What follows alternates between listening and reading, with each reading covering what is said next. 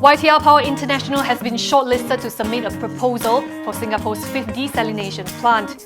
It is among the 4 firms that were invited by Singapore's National Water Agency (PUB). The others are Keppel Infrastructure Holdings, Sembcorp Utilities and Tuas Power.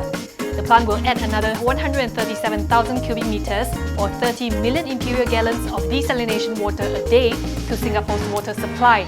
It will be built on Jurong Island by 2020.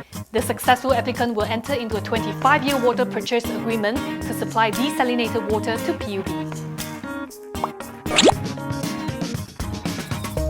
F&N saw its 1Q profit fall 16% due to restructuring costs, higher raw material costs and higher trade and consumer promotion spending. Earnings tumbled to 127.3 million ringgit from 151.7 million ringgit from a year earlier, while revenue improved marginally to 1.09 billion ringgit from 1.07 billion in 2016. This is despite continuing price pressure coupled with weak consumer sentiment.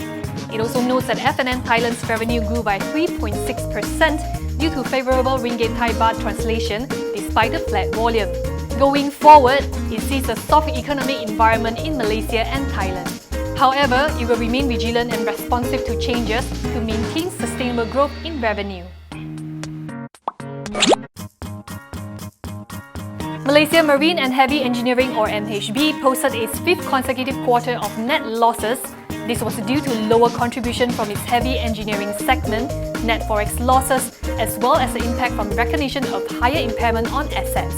Net loss widened to 119.7 million ringgit, more than 4 times the 27.1 million loss posted previously. Revenue tumbled 58% to 303.6 million ringgit. It did not declare a dividend for the quarter. For the full year, MHB posted a net loss of 134.3 million ringgit compared to a net profit of 43.8 million a year ago. Top line came in at about 52% lower at some 1.2 billion ringgit. Going forward, MHB plans to continue cutting operating costs and replenish its order book. Citing the uncertain outlook for oil and global geopolitical risk, it believes that any meaningful recovery in the demand for offshore structures won't materialize until at least 2018. FMB manufacturer Rex Industry has received a mandatory takeover offer from its MD Damendran Kunaretnam and its private vehicle Diamond Taipan at 1 ringgit 65 cent a share, which is about 67.44 million ringgit in all. The 2 other offerers are shareholders of Diamond Taipan, Chi Cheng Chun, and Damendran's wife Liu Kuai Ying. The offer was triggered after Damendran and Diamond Taipan upped their stakes in Rex from 26.35% to 33.72%, surpassing the threshold.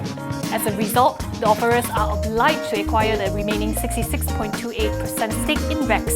In a Bursa filing, Diamond Taipan via its principal advisor, RHB Investment Bank Berhad said that the offerer has confirmed that it is able to implement in full and the offer would not fail due to insufficient financial capability, and that every holder who wishes to accept the offer will be paid full in cash.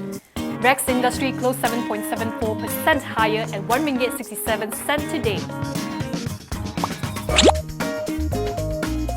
UEM Sunrise is pumping in $250 million into Nusa Jaya's flagship industrial project in Iskandar, Malaysia, Johor over the next 5 years.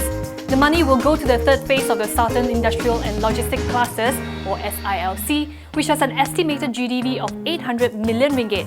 It is targeted for completion in the 4th quarter of this year. UEM Sunrise has already spent 350 million ringgit on developing the infrastructure of the previous 2 phases. Both have already been completed and fully sold. The entire project's GDV stands at approximately 1.6 billion ringgit. SILC is an integrated industrial park spanning 526 hectares. It is targeted at light to medium industries.